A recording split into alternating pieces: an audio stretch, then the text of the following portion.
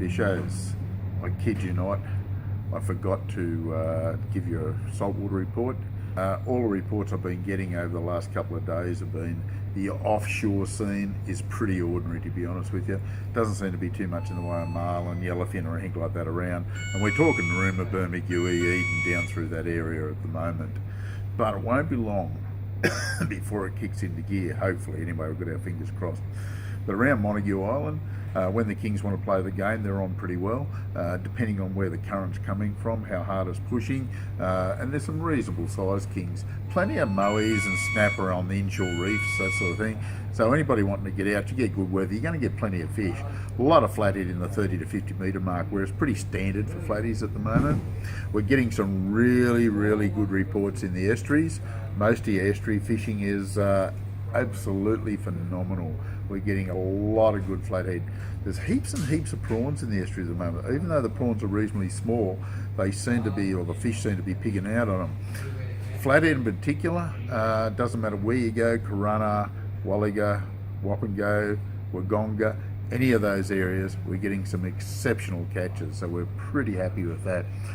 The only disappointing spot that I've heard of was Malakuta.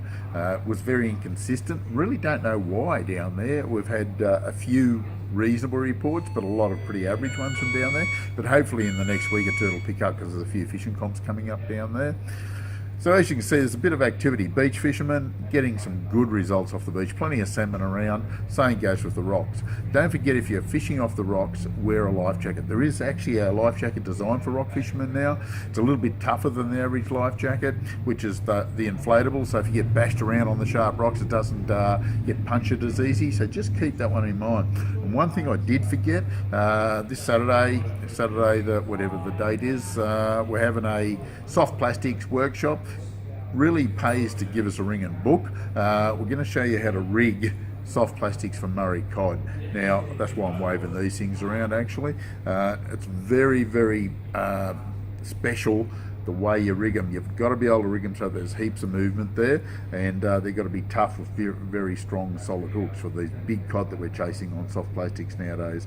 So if you want to participate, it's from 9 o'clock till 10 o'clock on Saturday morning. A quick workshop, won't take long, not much out of your time, and I think it might be a good Saturday to do it too, simply because it's going to be a bit of a windy, blowy weekend by the sounds of things, probably a bit of rain. So spend it indoors, come and spend an hour or so at the workshop, and I'll give you a rundown on how to rig these soft plastics correctly, so you'll have a bit of success as the season opens in the next week or two. This is Compleat Angler's updated fishing report. Catch you next week.